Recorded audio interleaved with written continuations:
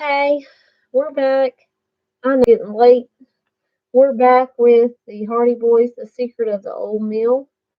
We are on chapter 14, Prisoners. The Hardy's disappointment in discovering that the telephone call was not from their father was intense. Nevertheless, Joe picked up the receiver and dialed police headquarters to report the truck's license number. "Line's busy," he said. Joe tried several more times without success. Suddenly he burst out, "I can't stand it another minute to think of Dad perhaps lying out there hurt. Let's go back to Electon and see if we can learn something."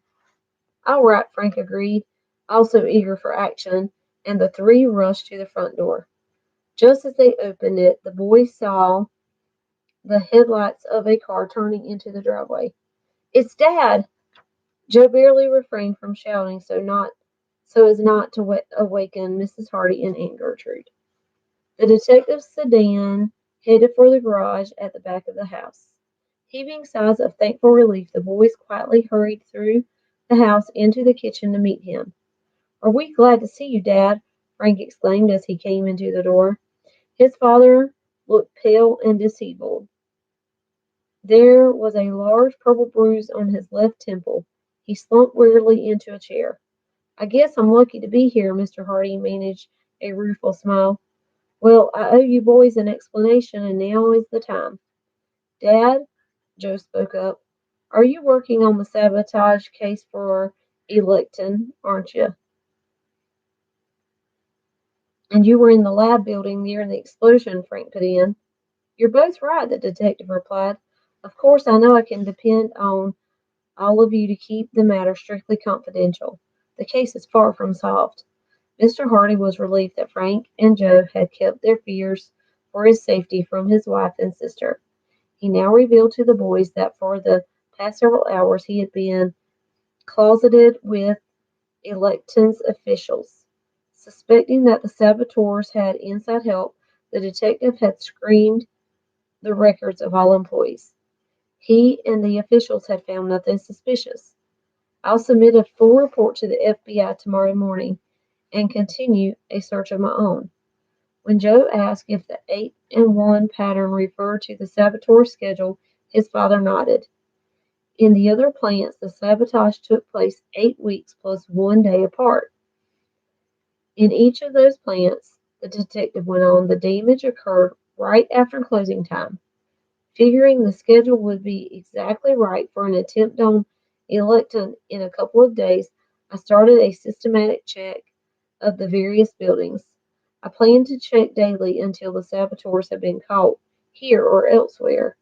At my request, one company security guard was assigned to assist me. I felt that the fewer people who knew what I was doing, the better. That's how I ruined the saboteurs' plane in Detroit. Nothing suspicious occurred here until today when I took up a post in the section of the building where the experimental work is being conducted. After all the employees had left and the dim night lights were on, I went towards the east lab wing to investigate. Mr. Hardy paused, took a deep breath, and continued.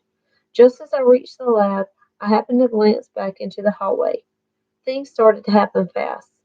"What did you see, Dad?" asked Joe, and all the boys leaned forward expectantly. The detective went on. Hurrying down the hall from the west lab were two men in work clothes, one carrying a leather bag.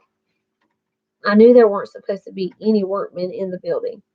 I stepped out to question them, but the pair broke into a run and dashed past me down the stairs. "Did you see what either of them looked like?" Frank asked.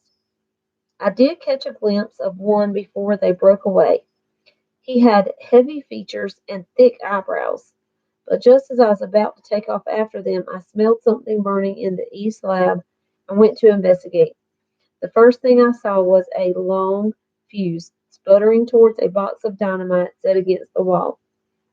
I didn't know if it was the kind of fuse that would burn internally or not, so I took my penknife and cut it close to the dynamite. Professional saboteurs usually don't rely on just one explosive, so I darted for the west wing to check the lab there. Mr. Hardy leaned back in his chair and rubbed the bruise on his temple.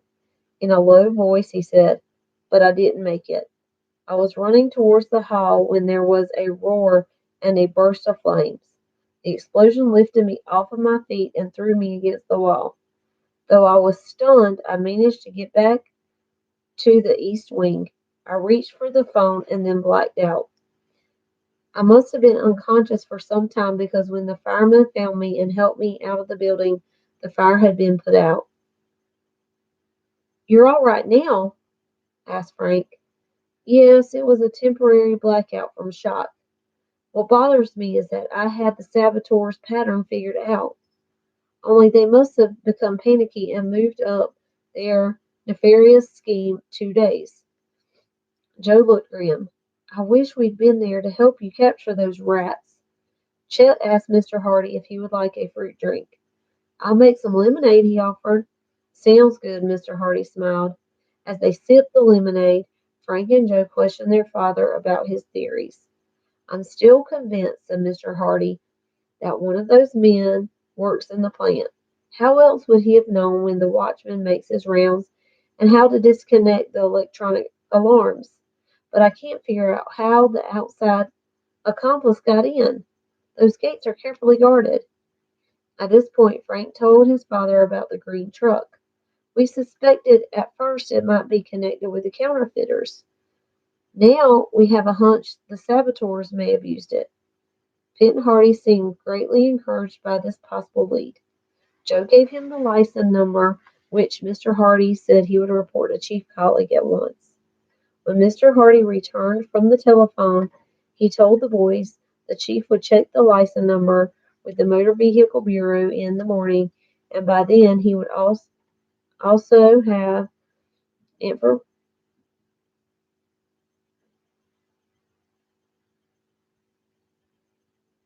Sorry, there was something on the front porch, some kind of noise. Information about the print on the archer's finger guard. The next morning after breakfast, Frank said he wanted to take another look at the warning notes. "Why?" Joe asked curiously as they went to the file. Frank held up the arrow warning and the one received by Chet. "I've been thinking about the printing on these two seem familiar." "I have it," he burst out. "Have what?" Joe asked. "This printing," Frank pointed to the papers, "is the same as the printing on Ken's envelope addressed to Victor Peters. I'm positive." Excitedly, the brothers speculated on the possible meaning of this clue. "I'd sure like to find out," said Joe, "who addresses the envelopes Ken delivers, and if they're always sent to Mr. Peters in the Parker building. And why, if he doesn't have an office there, and who is Victor Peters?" "If the person who addresses the envelopes and the sender of the warning are the same," Frank declared, "it looks as though he's sending something to a confederate under pretenses of having work done for electing.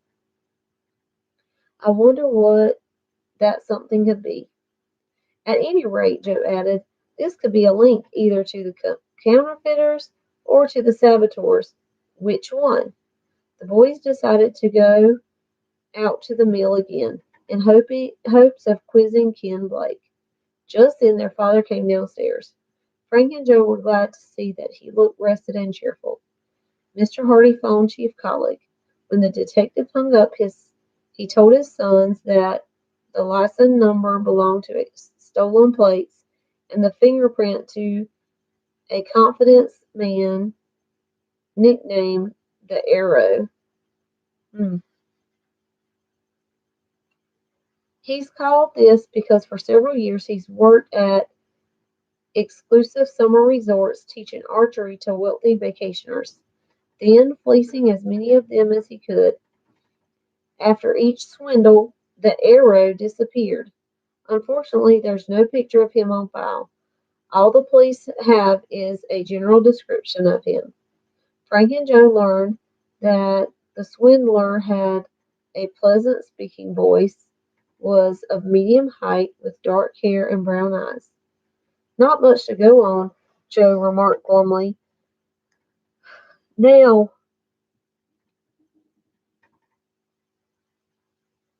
no, but if he's working for Electon, he must be pretty shrewd to have passed their screening. Mr. Hardy agreed, and phoned Electon, requesting the personnel department to check if anybody answering the Arrow's description was employed there. The brothers then informed their father about the similar lettering on the warnings and Ken's manila envelope. A valuable clue, he remarked. I wish I could go with you to question Ken. The detective explained that right now he had to make his report of the explosion to the nearby FBI office. When he left, Frank and Joe rode off to the mill on their motorcycles. At the gatehouse, the guard had unexpected news. Ken Blake isn't working here anymore, Mr. Markle said. We had to discharge him. Why? Asked Joe in surprise. The guard replied that most of the necessary jobs had been done around the mill grounds. Mr. Docker, my co-worker, and I felt we could handle everything from now on, he explained. I see, said Frank. Can you tell us where Ken is staying?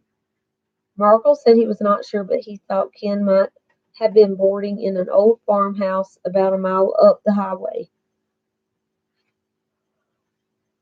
Excuse me. When the brothers reached the highway, they stopped.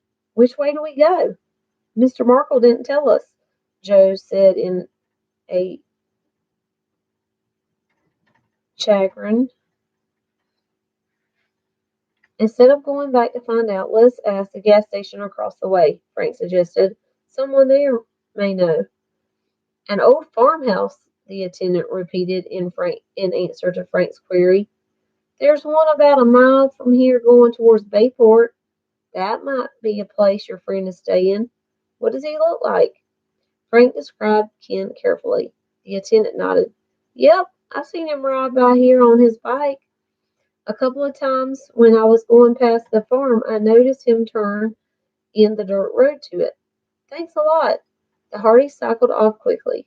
Soon they were heading up the narrow, dusty lane which led to a ramshackle, weather-beaten house. The brothers parked their motorcycles among the high weeds in front of it and dismounted. This place seems deserted, Joe muttered. Frank agreed and looked around perplexed. Odd that Ken would be boarding in such a run-down house. Frank and Joe walked onto the creaky porch and knocked at the sagging door. There was no answer. They knocked again and called. Still no answer. Some peculiar boarding house, Joe said. I wouldn't want a room here. Frank frowned. This must be the wrong place. Look, it's all locked up and there's hardly any furniture. I'll bet nobody lives in this house, Joe burst out. But the attendant said he had seen Ken riding in here, Frank declared. Why? Let's have a look, Joe urged. Mystified, Frank and Joe circled the house. Since they were now certain it had been abandoned, they glanced in various windows. When Joe came to the kitchen, he grabbed Frank's arm excitedly. Somebody is staying here. Could it be Ken? Through the dusty glass, the boys could see on a rickety table several open cans of food, a carton of milk, and a bowl. Must be a tramp, Frank guessed. I'm sure Ken wouldn't live here.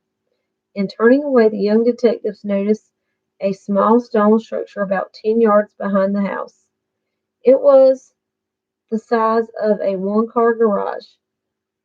Instead of windows, it had slits high in the walls. It probably was used to store farm equipment, Frank said. We might as well check. They unbolted the old-fashioned stout wooden double door. These swung outward, and the boys were surprised that the doors opened so silently, as if they'd been oiled. Frank said, No wonder, Joe cried out. Look! Inside was the shabby green-paneled truck. The same one we saw yesterday, Joe exclaimed. What's it doing here? The boys noticed immediately that the vehicle had no license plates. They probably were taken off, Frank surmised, and disposed of. Frank checked the glove compartment while Joe looked on the seat and under the cushions for any clues to the driver or owner of the vehicle. Suddenly he called out, "Hey, what's going on?" Joe jumped up from the truck and saw with astonishment that the garage doors were swinging shut. Together the boys rushed forward, but not in time. They heard the outside bolt being rammed into place. "We're prisoners!" Frank exclaimed. Again and again the Hardys threw their weight against the door. This proved futile. Panting, Frank and Joe looked for a means of escape. "Those slits in the wall are too high and too narrow anyway," Frank said, chiding himself for not having been on guard. Finally he reached into the glove compartment and drew out an empty cigarette package he had noticed before. He pulled off the foil. Joe understood immediately what his brother had in mind. Frank lifted the truck's hood and jammed the foil between the starting wires near the fuse box. "Worth a try," he said. "Ignition key's gone. If we can start the engine, we'll smash our way out." Joe took his place at the wheel and Frank climbed in beside him. To their delight, Joe gunned the engine to life. "Here goes," he muttered grimly. "Brace yourself. Ready!" Joe eased the truck as far back as he could and then accelerated swiftly forward. The truck's wheels spun on the dirt floor, and then with a roar it headed for the heavy doors. And that's the end of chapter 14. When my son Jacob was little and I read the stories, sometimes it would start getting so good, and especially if he'd fall asleep or he'd be falling asleep beside me, sometimes he'd catch me reading ahead. So I'm not going to read ahead because it's late, and I think I'm tired. So I think that's it for the night. Thank you for joining me, and I'll see you tomorrow. Hopefully we'll have the conclusion to the book tomorrow. Good night.